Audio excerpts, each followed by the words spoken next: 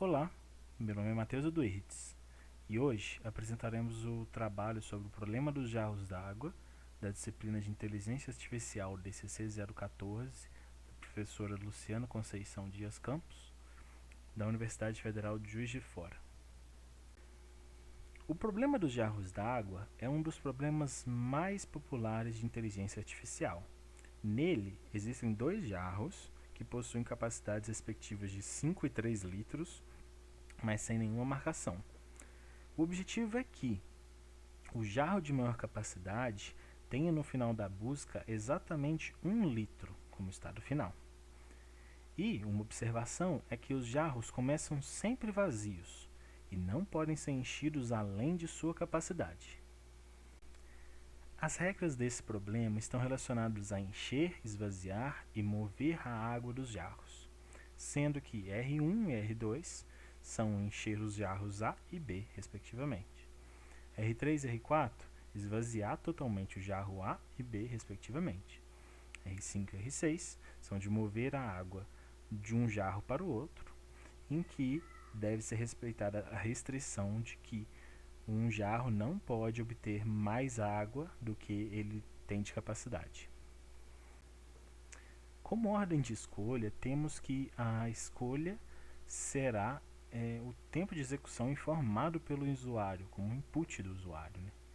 E essa escolha das regras pode ser feita de ordem crescente ou decrescente.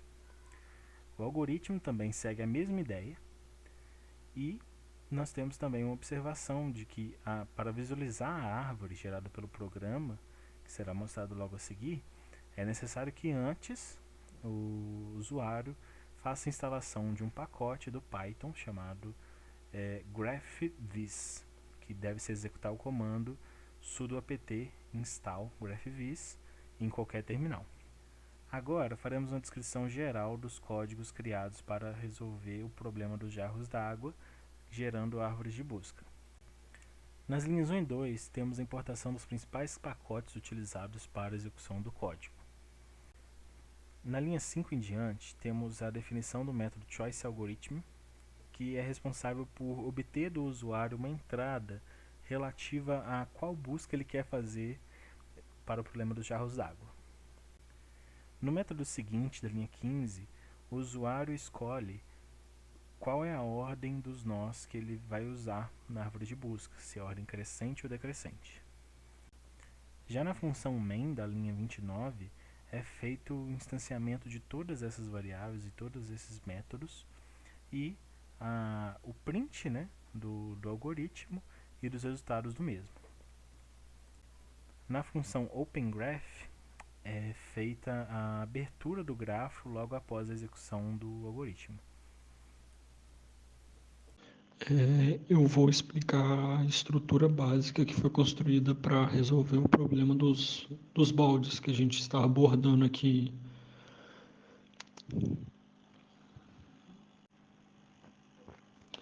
Bom, primeiramente temos a função init, que ela seria basicamente o construtor da classe Node, e todas as funções que estão dentro dessa classe são usadas para resolver o problema abordado.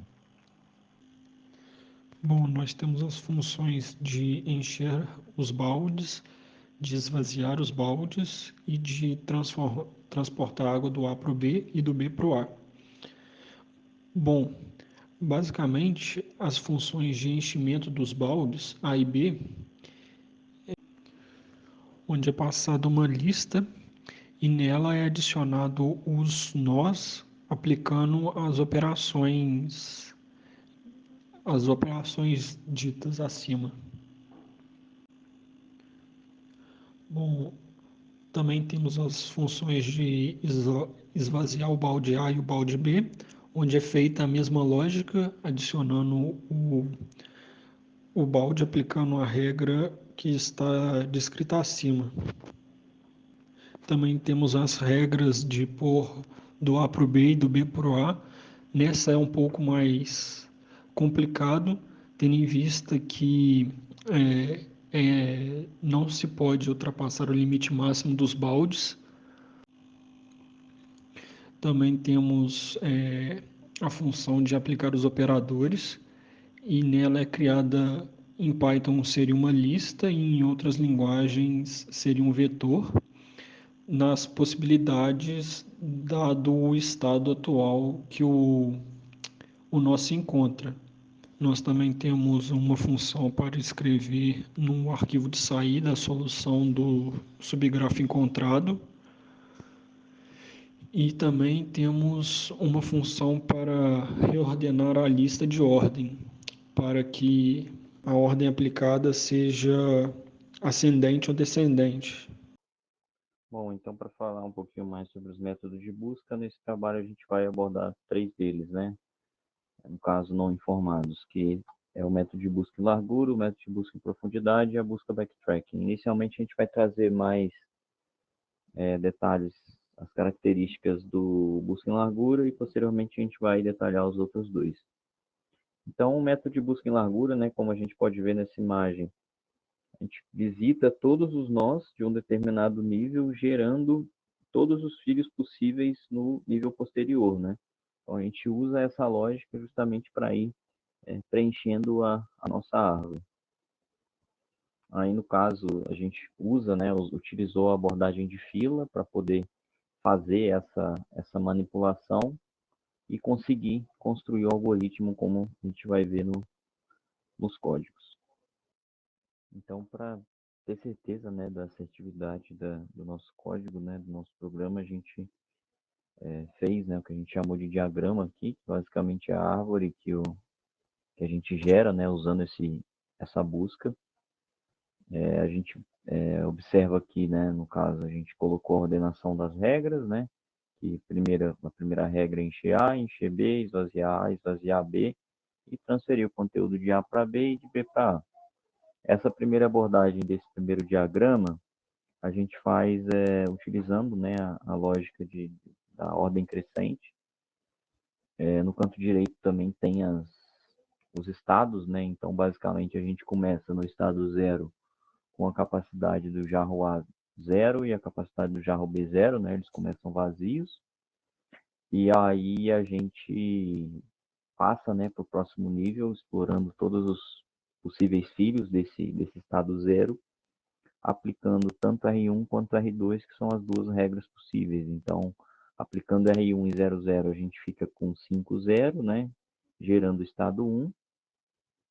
E aplicando R2 no estado 0, a gente fica com o estado 2, com 0, 3, e assim sucessivamente a gente vai gerando, né, toda a árvore até chegar no estado 13, que é o estado objetivo, né, que é o objetivo do problema, que a gente fica com apenas 1 litro no jarro de maior capacidade. Posteriormente, a gente colocou, né, a saída do programa. Aí, no caso, né, tem a saída de console e a árvore que o programa gera, né? E aí, como a gente pode ver, né, em comparativo com o diagrama anterior, é exatamente a mesma saída. Com isso aqui, a gente consegue ter 100% de certeza que o código ele funciona de acordo com o que é esperado.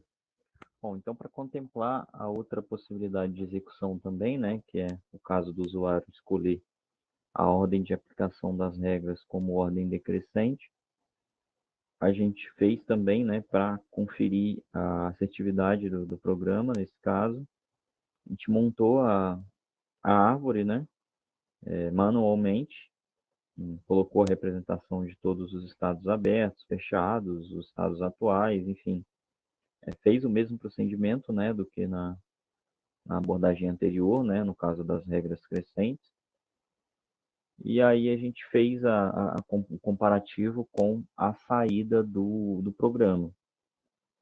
Aqui, novamente, né, a gente tem todos os estados abertos, fechados, os estados atuais, o caminho e solução, aqui no caso está até destacado em vermelho, né?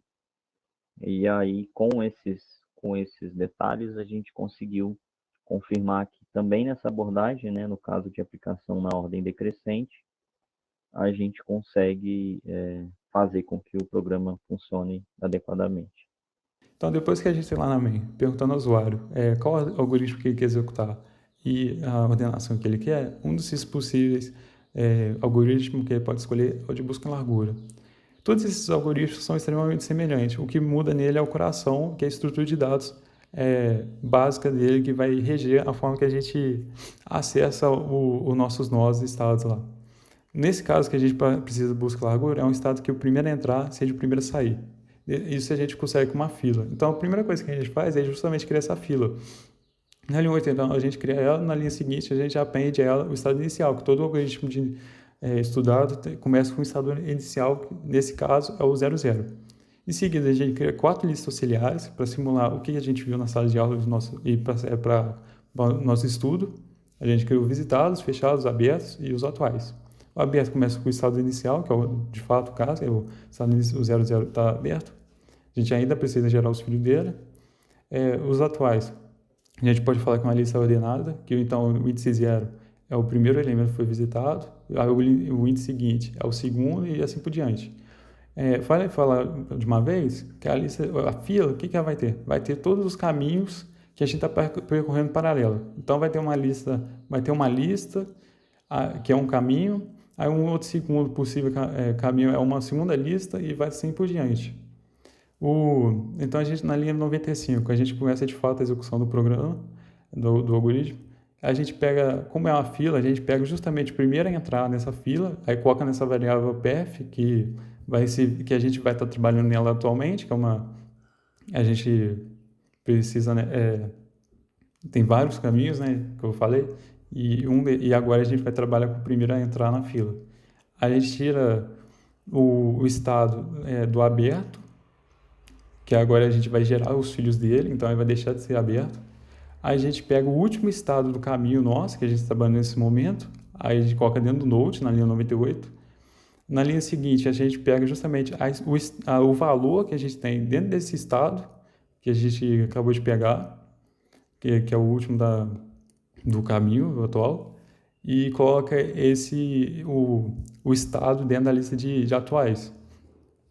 Logo em seguida, na linha 102, a gente verifica se dentro desse nó atual, o estado atual, se o jarro dele A é igual ao objetivo. Se for o caso, a gente imprime para finalizar as nossas listas de abertos, fechados e atuais. E em seguida escreve a solução dentro do arquivo da linguagem DOT, da Graphs. A gente escreve tanto a árvore gerada e a solução dela, quanto a gente gera também a árvore. Caso a pessoa tenha no computador dela o arquivo, o Graphs instalado na sua máquina, a árvore vai ser gerada, o PNG vai ser gerado automaticamente.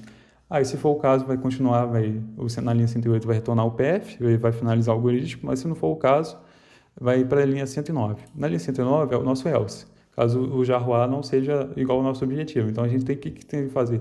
Tem que gerar os filhos do nosso estado atual. Aí, o que a gente faz? A gente cria um novo estado, um novo nó, colocando justamente o estado dele, aí dentro do Node, dentro do parênteses aí na linha 110, a gente coloca o estado e a forma que ele tem que aplicar a ordenação. Ali está como ascendente ordem, mas pode ser o contrário, pode ser um falso também. Depois foi alterado no programa, deveria ser a princípio seria um true ou false, e depois deixou de ser a melhor nome para variável, mas isso não é exatamente essencial ao programa, né? Então ali pode ter escrito ascendente ou descendente. Tá. E na linha 111, na seguinte, a gente aplica os operadores. A gente aplica os operadores e retorna uma lista de estados. Então tem todos os estados possíveis todos os filhos possíveis que ele pode gerar. Aí logo em seguida a gente talvez seja necessário fazer uma ordenação dos estados gerados. Talvez o primeiro estado a gente a calcular, na verdade, deveria ser o último. Então, se for descendente, ascendente, isso vai alterar na lista. Então, a gente altera a lista justamente. Então, na linha 113, a gente vai interagir com cada estado desse. A gente verifica se esse estado já está no caminho que é atual, para justamente não ter um ciclo nesse caminho. E vale lembrar que quando a gente aplica os operadores, eles já são podados. Aí a gente tem o seguinte, a gente cria uma lista desse novo caminho, tá? Agora vai acrescentar o caminho atual que foi gerado e vai colocar na fila um novo caminho possível para a gente trabalhar. Vai ser o caminho antigo que a gente atuando foi removido da fila e um novo caminho agora com um novo estado possível vai ser gerado e vai colocar na nossa fila. Ele vai colocar na linha 118, vai colocar ele como aberto, esse estado, que a gente vai trabalhar nele no futuramente, vai estar gerando ele, vai estar gerando os filhos dele, então ele vai ficar aberto. Vai escrever na lista, novamente na linguagem DOT, no arquivo gráfico, as arestas. Então, vai estar justamente explicitando esse novo caminho que a gente acabou de gerar, o novo filho aí, essa nova adjacência. Depois na lista fechada, vai incluir o nosso estado que acabou de gerar todos os filhos dele.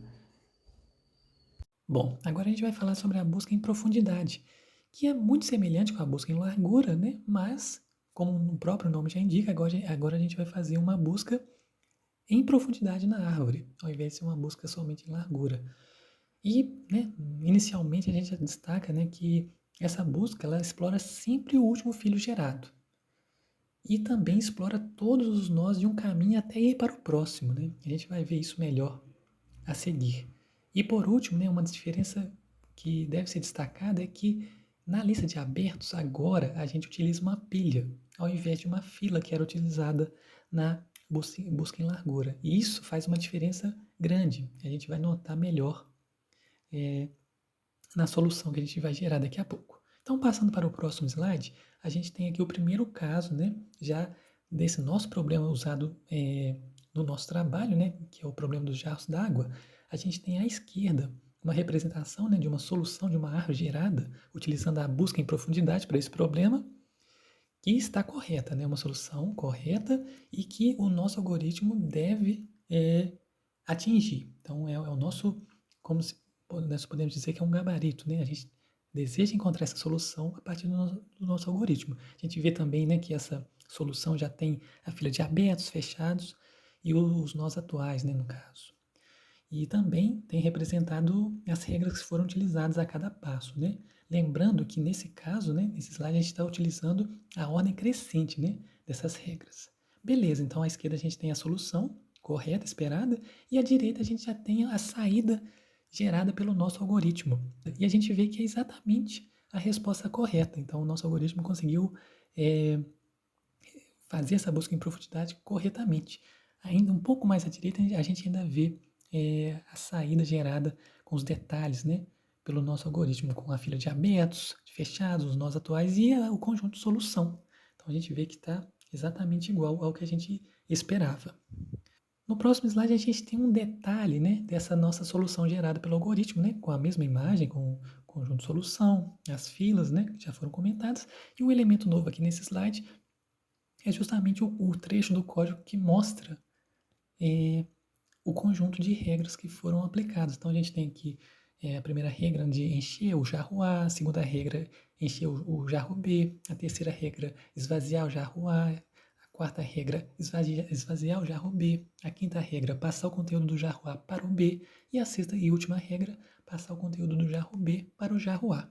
Então, utilizando essas regras, a gente conseguiu gerar essa solução da busca em profundidade. No próximo slide, a gente vem mostrar justamente o mesmo caso, né, mas agora utilizando a ordem decrescente, né, dessas regras. A gente vê que a solução altera, né? Então, à esquerda a gente tem novamente a resposta correta com a fila de abertos, fechados, né, estado atual, conjunto de regras utilizadas, e à direita a gente vê a solução atingida pelo nosso algoritmo. E novamente a gente vê que o resultado é igual, exatamente igual, ou seja, o nosso algoritmo conseguiu encontrar a resposta correta da busca em profundidade utilizando a ordem decrescente. A gente tem aqui mais à direita a saída, né, gerada pelo algoritmo, com a fila de abertos, fechados, a solução. E no próximo slide, né, a gente também tem os detalhes dessa solução gerada. Novamente, né, a gente tem o conjunto de regras, lembrando que nesse caso a gente utilizou a ordem decrescente. E a resposta foi correta. Bom, agora a gente vai começar a falar sobre a implementação do algoritmo de busca em profundidade. Logo no começo a gente tem os argumentos principais da função, né? O self, que seria o estado inicial. Nosso problema ele vai ser o 00. E o goal, que vai ser o estado objetivo, que no caso seria o 1 e o segundo valor irrelevante, né? Qualquer valor.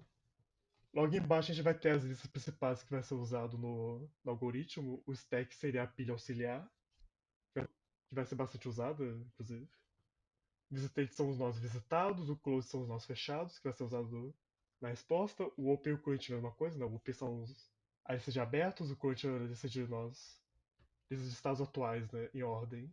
Logo embaixo vai ter o raio, que é a condição principal do algoritmo, né? O laço principal.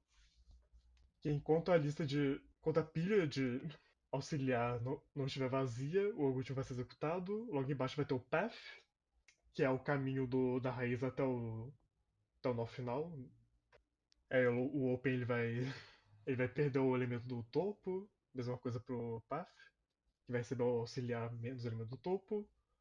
O node ele vai receber o último elemento do caminho, né? Porque no Python, quando você bota o índice em -1 no index, ele retorna o último elemento da lista. E aí a jarra ele vai receber basicamente o primeiro valor do node, né? Que o node vai receber o valor do primeiro valor, que seria a jarra A, e o segundo valor, que seria a jarra B, né? Então a jarra A vai receber o valor equivalente à jarra A, né? Obviamente. E o estado atual ele vai empilhar o valor do node. No caso é receber, né? Não empilhar, na verdade. Aí no caso vai ter a condição principal. Vai ter a condição de caso a jarra ele atinja um valor objetivo, né? Que seria 1. E o algoritmo vai printar as respostas da lista de abertos, fechados e dos estados atuais. E vai escrever aqui o caminho, né? E retornar o caminho também. E logo embaixo, no próximo slide, vai ter o else, que vai ser a condição que vai de fato aplicar o algoritmo ao longo da execução. Que aí vai ter a definição do objeto MyState, né? Que vai receber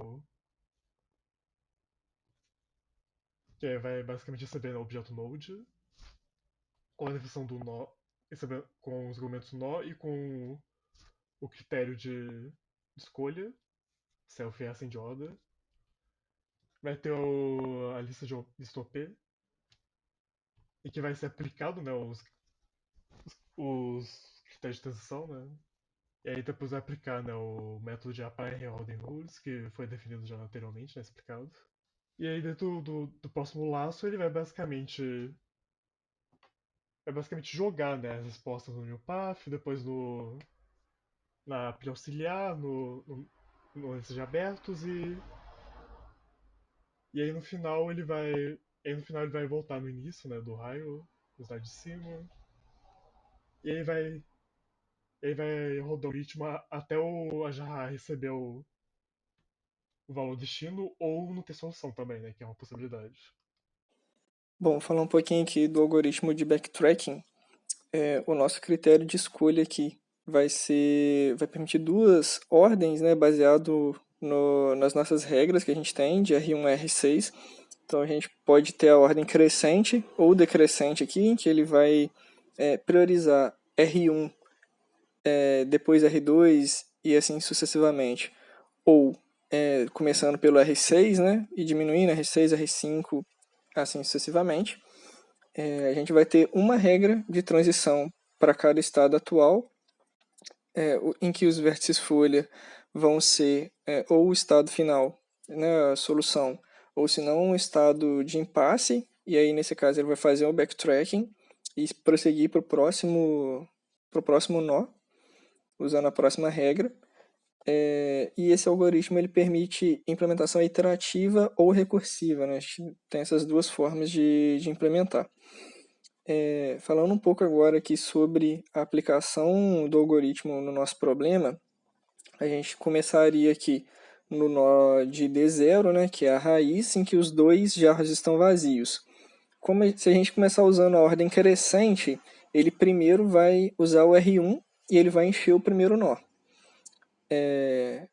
Depois disso, ele vai de novo começar, né? Ele vai avaliar a possibilidade de usar R1 e ele vai perceber que isso levaria a gente ao mesmo estado que a gente está agora, já que o jarro já está cheio, o jarro A.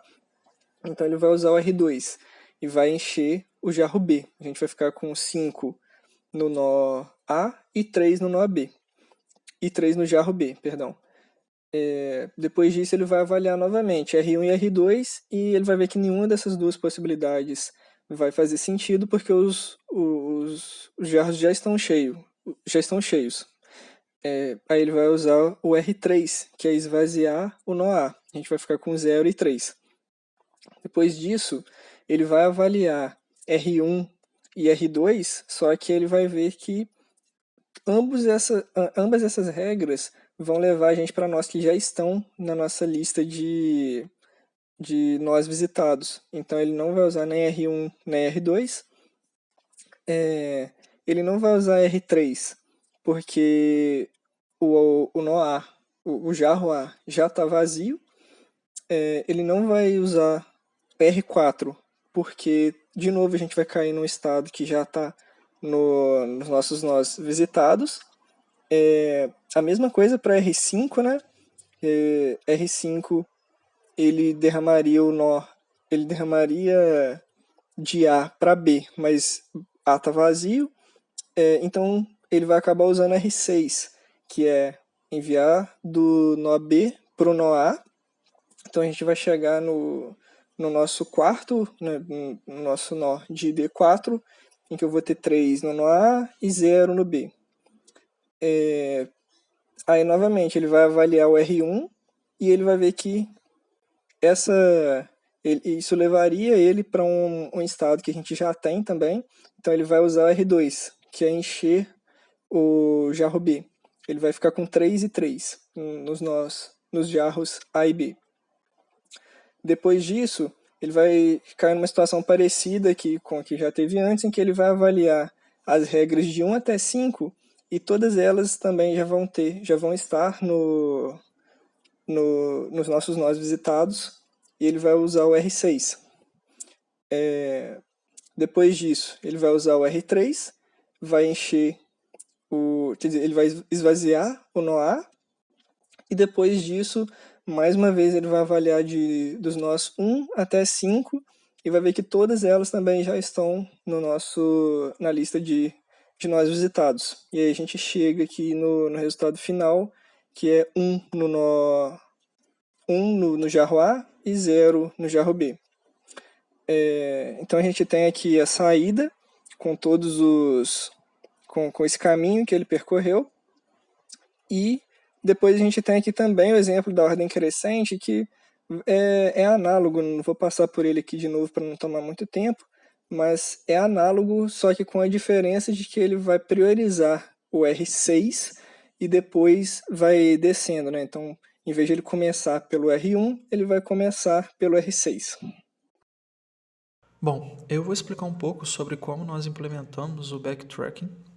Então, no nosso código, o backtracking é uma função que recebe como parâmetro o valor objetivo, ou seja, qual que é o valor que nós queremos que esteja no jarro A no final da busca. E quando essa função inicia, é inicializada uma variável que vai ser a pilha, que vai representar os elementos a serem visitados. E logo em seguida já é adicionado nessa pilha o estado inicial, né, ou o nó raiz da árvore de busca. Também são inicializados variáveis para controlar quais nós já foram visitados e qual é o nó que estamos visitando naquele momento. Após a inicialização dessas variáveis, iniciado o laço que vai percorrer a lista de elementos da pilha, né? Ou seja, a lista de elementos que vão ser visitados. A primeira coisa que acontece dentro desse laço é removido o elemento do topo da pilha, né? Que vai ser o nó visitado naquele momento, naquela interação. E a partir desse nó é identificado qual que é o valor que está no jarro A e se ele é igual ao valor objetivo que nós passamos para a função. Caso ele seja igual ao valor objetivo, nós printamos quais elementos ainda estão na pilha, quais elementos foram fechados e também o caminho até aquele nó e finalizamos o laço. Caso não seja igual ao valor objetivo, nós seguimos na interação. Então, o que vai ser feito é que, para aquele nó, vai ser aplicado às ordens, aplicado às regras, de acordo com a ordem crescente ou ordem decrescente, para identificar quais são os nós filhos daquele nó, ou seja, quais os caminhos nós podemos tomar a partir dali. E logo em seguida, tendo esses nós filhos, nós vamos identificar qual é a primeira regra que se aplica, ou seja, nós vamos fazer ali um laço por todos esses filhos que foram gerados, verificando se ele ainda não está no caminho, ou seja, o primeiro filho que ainda não foi visitado. Encontrando esse filho, a gente passa ele para a pilha e passamos o estado em que estamos para a variável de controle dos estados já fechados, né? Já que nós já visitamos aquele nó. E o laço se repete dessa forma, né? Agora seguindo para o nó filho, para o primeiro nó filho possível. E aí, no caso, isso se repete até que nós encontremos o valor objetivo, o nó em que o jarro A está com o mesmo valor que nós façamos como objetivo, ou até que tenham sido aplicados ali, tenham sido visitados todos os nós possíveis. Aí, dessa forma, é a maneira que foi implementado o código de backtracking na nossa aplicação. Bom, e agora para fazer algumas considerações finais sobre a implementação do trabalho prático.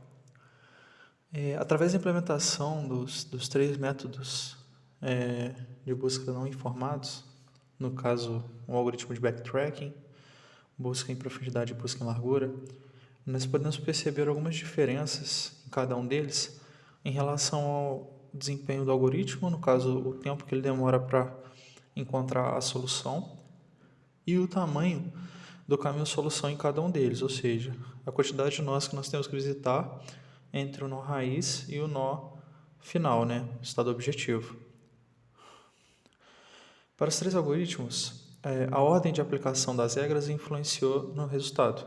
No nosso caso, nós aplicamos as ordens de forma crescente e decrescente, e nos 3 algoritmos isso fez diferença. No nosso exemplo, a maior diferença na ordem de aplicação se deu no algoritmo de backtracking, apesar de todos os 3 algoritmos ter feito diferença.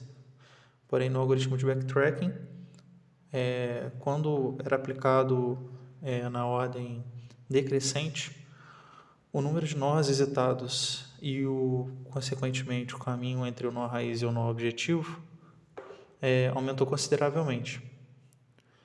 Então, no caso, quando aplicado de forma crescente, era um caminho menor, e de forma decrescente era um caminho um pouco maior. Essa diferença não foi tão discrepante nos outros 2 algoritmos, apesar de ter tido diferença. E, comparando agora, de fato, o tempo para localizar e a quantidade de nós do caminho-solução, né, a quantidade de nós que tem que visitar até chegar no estado objetivo, nós percebemos o seguinte, né? Para o nosso exemplo, o algoritmo que encontrou um menor caminho-solução e visitou um número menor de nós para encontrar esse caminho foi o algoritmo de busca em profundidade. Então, independente da aplicação da ordem de aplicação das regras, o algoritmo de profundidade encontrou um caminho-solução menor e visitou menos nós para encontrar esse caminho-solução. Já o algoritmo de busca em largura, ele encontrou um caminho-solução de mesmo tamanho do que o algoritmo de busca em profundidade, em média, né? Porém, teve que visitar um número bem maior de nós para chegar nesse resultado. No caso, tendo aí um maior tempo, né, para poder chegar nesse mesmo objetivo. Então, dessa forma, a gente consegue fazer uma comparação, tanto em resultado quanto em desempenho, dos 3 algoritmos.